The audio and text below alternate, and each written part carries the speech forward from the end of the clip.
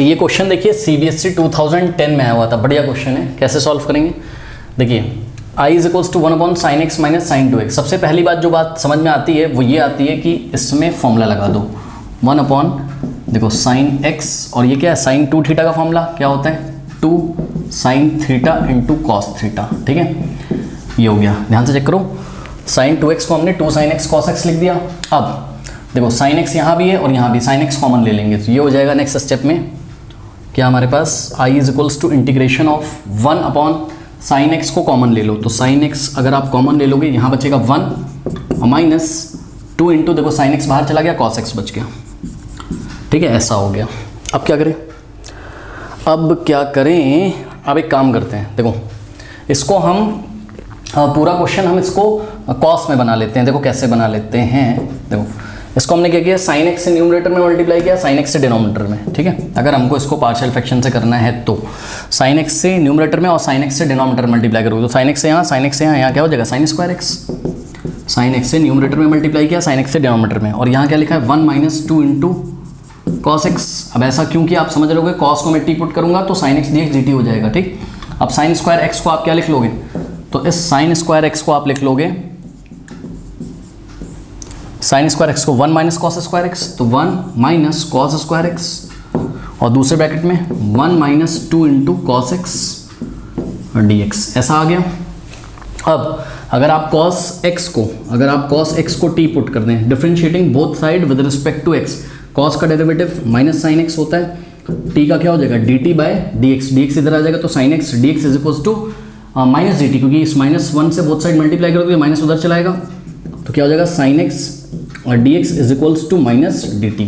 तो ये हो जाएगा आपके पास, ध्यान दें, देखिए sin x dx की जगह माइनस dt, माइनस आ जाएगा इंटीग्रेशन के साइन के बाहर माइनस, और यहाँ हो गया dt और अपॉन में देखो 1 माइनस कॉस स्क्वायर है, कॉस क्या था t, यानी कि 1 माइनस टी स्क्वायर, तो 1 माइनस टी स्क्वायर। दूसरे ब्रैकेट में 1 माइनस 2 इंटू कॉस एक्स, तो 1 माइनस 2 इंटू कॉस एक्स की जगह t, यानी कि 1 minus 2t, 1 minus 2t, okay. ऐसा हो गया। तो जब ये आपका क्वेश्चन बन गया, अब देखो dt के आगे आप, ये देखो माइनस है, इसको आप ऐसे भी लिख सकते हो, अंदर -1 भी लिख सकते हो, ठीक। यानी कि आपके पास जो अब ये वाला जो फॉर्म है वो बन गया कैसा, कुछ ऐसा, integration of -1 upon 1 minus t square, -1 upon 1 minus t square into 1 minus 2t type का बन गया, ठीक है, dt। अब इसको हम लोग पार्शियल फ्रैक्शन से कर सकते हैं, कैसे, सिर्फ इतने फंक्शन को देखिए, ठीक है। और याद रखिएगा cos x को t रखा है, कहीं नोट कर लेते हैं, यहाँ नोट कर लेते हैं, cos x को t रखा है, जरूरत पड़ेगी लास्ट में ऑब्वियसली। तो ये जो क्वेश्चन है हमारा पूरा बच्चों, ये ऐसे चेंज हो गया t के फॉर्म में, और अब आप सिर्फ इतने पोर्शन को देखिए, ठीक। तो -1 अपॉन में क्या है 1 minus t square into 1 minus 2t is equals to, अब ध्यान दें, -1 अपॉन, ध्यान दें स्टूडेंट्स, 1 को आप क्या लिख सकते हो 1 का square, 1 square minus t square, a square minus b square, a plus b a minus b, यानी कि 1 plus t into 1 minus T.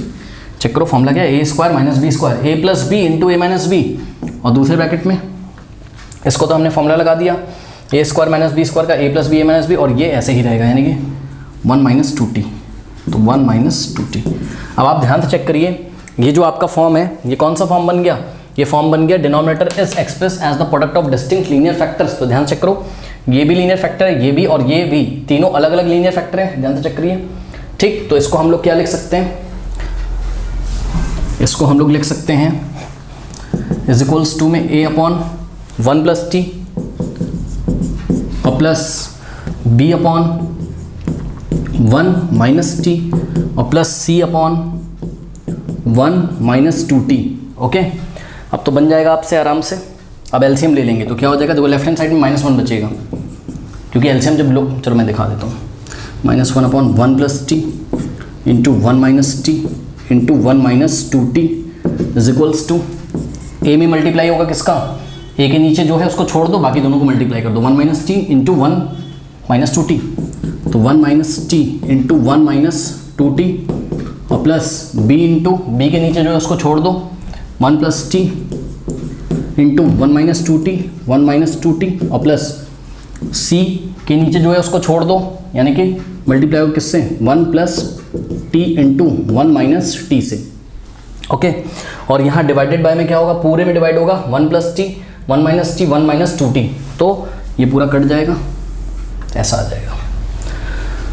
अब क्या करें, 1 माइनस टी को 0 रखो, तो 1 माइनस टी को जब आप 0 रखोगे टी उधर जाएगा पॉजिटिव, तो 1 इज इक्वल टू टी या टी इज इक्वल टू 1। तो ये कोई इक्वेशन है, लेट अस से हमारे पास ये इक्वेशन नंबर 2 है और ये हमने इक्वेशन नंबर 1 बना ली, मतलब ये जो भी फॉर्म था, ठीक है, मतलब ये जो क्वेश्चन है इस फॉर्म में आ गया। ओके, अरे किसी भी इक्वेशन को कुछ भी नाम दो यार, टी की वैल्यू 1 रखो, ठीक है, टी की वैल्यू यहाँ 1 रखो तो क्या आ जाएगा, यहाँ लेफ्ट हैंड साइड में -1 इज इक्वल्स टू टी की वैल्यू 1 रखो, 1 माइनस देखो 1 और टी की वैल्यू 1 1 माइनस 1 0, ये पोर्शन खत्म और ये पोर्शन भी खत्म, क्योंकि टी की वैल्यू 1 रखोगे तो यहाँ से केवल ये वाला पोर्शन बचेगा। ठीक, तो क्या हो जाएगा, ध्यान से चेक करो, b इंटू टी की वैल्यू 1 रखो, 1 प्लस 1 2 और टी की वैल्यू 1 रखो तो 1 माइनस 2 इंटू 1 2 1 माइनस 2 माइनस 1, ऐसा आ गया। तो this implies -1 is equals to, अब ध्यान दो 2 इंटू -1 -2 होता है, तो -2 इंटू बी -2b, अब -2 से बोथ साइड डिवाइड लगाएंगे, -2 से लेफ्ट में और -2 से लेफ्ट में, -2 से राइट से, -2 से -2 गया, ठीक, और minus minus b is equals to 1/2 आ गया। सही है, कहीं नोट कर लेते हैं, तो b इज इक्वल्स टू कितना आ गया, 1/2 आ गया। चलो कॉपी कर लो, इतना खुद भी कर सकते हो, कोई बहुत बड़ा इशू तो है नहीं है ना। अब आप एक काम करिए, आप 1 माइनस 2t को 0 रखो, तो 1 माइनस 2t को अगर आप 0 रखोगे तो c की वैल्यू आ जाएगी। यहाँ चेक करो, 1 माइनस 2t अगर 0 है तो -2t उधर जाएगा तो +2t हो जाएगा, 2 से बोथ साइड डिवाइड लगाओगे, t की वैल्यू हाफ आ गई, t की वैल्यू 1/2 आ गई, हाफ आ गई। इसमें t की वैल्यू 1/2 रखिए, तो लेफ्ट हैंड साइड में -1 हो जाएगा इज इक्वल्स टू a। अब देखो ध्यान चेक करो, ये 0 हो जाएगा, ये पूरा 0 हो जाएगा। कैसे, यहाँ पे t की वैल्यू कितनी रखोगे, 1/2, 2 से 2 कटेगा 1 माइनस 1 0, ये खत्म हो जाएगा, ये भी खत्म हो जाएगा। t की वैल्यू 1/2 रखो, 2 से 2 कटेगा 1 माइनस 1 0 आ जाएगा, केवल ये वाला पोर्शन बचेगा, यानी कि c। और देखो ध्यान से पहले 1 plus T 1 minus T 1 minus t square हो जाएगा, ये वापस से 1 माइनस टी स्क्वायर। अब इसमें t की वैल्यू रखो, t कितना है 1/2, यहाँ 1/2 रखो तो 1/2 का स्क्वायर 1/4, ओके, और 1 माइनस 1/4 कितना हो जाएगा 3/4। तो नेक्स्ट स्टेप में -1 is equals to c into 3/4, ठीक, डिवाइडिंग बाय 3/4 बोथ साइड, तो -1/3/4 is equals to c into 3/4 था, इसमें 3/4 से डिवाइड किया गया, ये रेसिप्रोकल हो जाएगा तो 4/3 हो जाएगा, आगे माइनस c का वैल्यू -4/3। ओके, तो c कितना आ गया, -4/3, ऐसा आ गया। अब a का वैल्यू निकालना है बस, तो a का वैल्यू निकालने के लिए हमको क्या करना होगा, हम एक काम करते हैं, b और c में कुछ कॉमन है, 1 प्लस टी कॉमन है ना, तो 1 प्लस टी को हम 0 के इक्वल रखते हैं, 1 प्लस टी को 0, तो t कितना आ जाएगा -1, t -1, t -1 इसमें रखो तो क्या हो जाएगा, लेफ्ट हैंड साइड -1 हो जाएगा ये।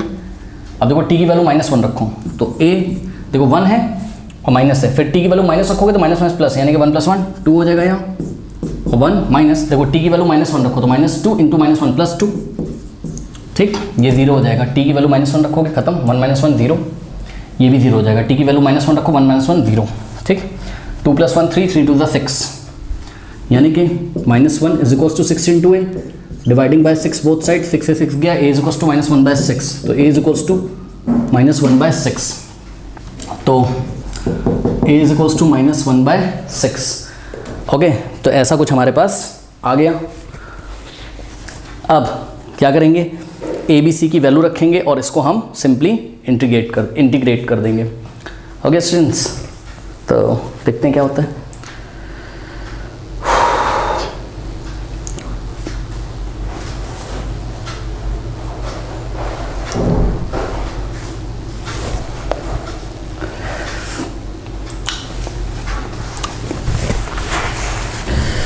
चलिए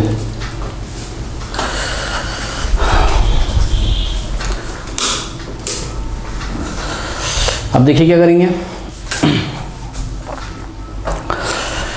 यहां पर आप ए बी सी की वैल्यू रख दीजिए। ओके, तो ए की वैल्यू कितनी है -1/6, तो ए की जगह आप -1/6 रखो, ठीक है, तो ए की जगह मैं यहाँ रख रहा हूँ, ध्यान से चेक करना, -1/6, ठीक है। -1/6 को -1/6 × 1 लिखोगे तो -1/6 यहाँ आगे आ जाएगा, तो ये हो जाएगा -1/6 और 1/1 + t, माइनस है, ध्यान रखिएगा, ठीक। b कितना है 1/2, तो b को 1/2 आगे आ जाएगा यहाँ पे, तो यहाँ पर आ जाएगा 1/2 आगे और यहाँ 1 हो जाएगा, ठीक। 1/2 × 1/1 - t। c कितना है -4/3, तो -4/3 जब यहाँ आएगा तो प्लस को क्या कर देगा माइनस, तो -4/3, c की जगह -4/3 रखा, तो -4/3 × 1/1 - 2t। ओके, ये हो गया। अब ध्यान से चेक करिए, कुछ नहीं करना है, बस देखो, इसको इंटीग्रेट करने का मतलब है इसको इंटीग्रेट करो, और इसको इंटीग्रेट करने का मतलब है t के रिस्पेक्ट में, है ना। इसको इंटीग्रेट करो, इसको इंटीग्रेट करने का मतलब इसको करो, है ना। तो इसको इंटीग्रेट करेंगे t के रिस्पेक्ट में, तो सबसे पहले इसको करो, क्या हो जाएगा -1/6 बाहर आ जाएगा, और इंटीग्रेशन ऑफ 1 + t। अरे यहाँ पे ऐसे कर लो, integrating this with respect to t। इसका करोगे पहले -1/6 बाहर, 1/1 + t dt, यहाँ पर 1/2 बाहर, इंटीग्रेशन 1/1 - t dt, और यहाँ पर -4/3 बाहर, और इंटीग्रेशन 1/1 - 2t, ठीक, dt। सॉल्व करो, ये हो जाएगा क्या, जगह चाहिए होगी, यहाँ पे करते हैं।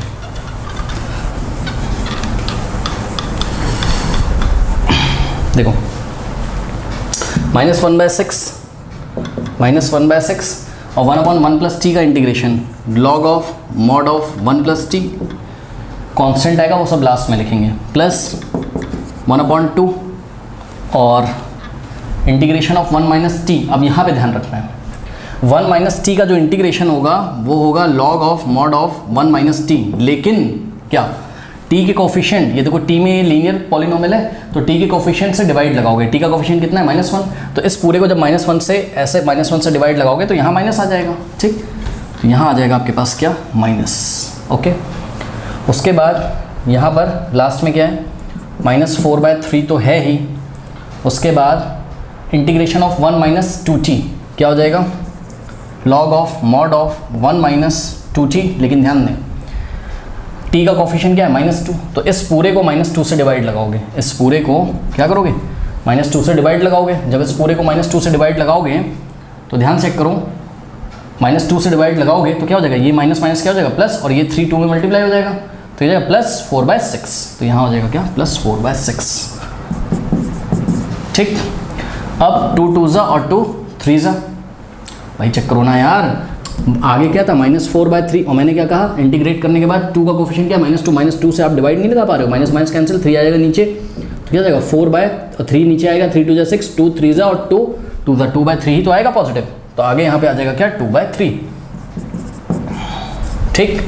अब लास्ट स्टेप और final step, -1/6 log of mod of, question आपको x के टर्म में दिया था, तो इंटीग्रेशन जो फाइनल आंसर है x के टर्म में दोगे, यानी कि 1+ और t की जगह क्या रखोगे आप, cos x, तो t की जगह आपने cos x रखा, फिर -1/2 और log of mod of 1 - t की जगह क्या रखोगे, cos x, शुरू में रखा था भाई cos x t पुट किया था ना आपने, सब्स्टिट्यूशन मेथड से किया था इसको, 2/3 into log of mod of 1 - 2 × t, यानी कि 2 × cos x और प्लस c, तो this is your final answer, okay.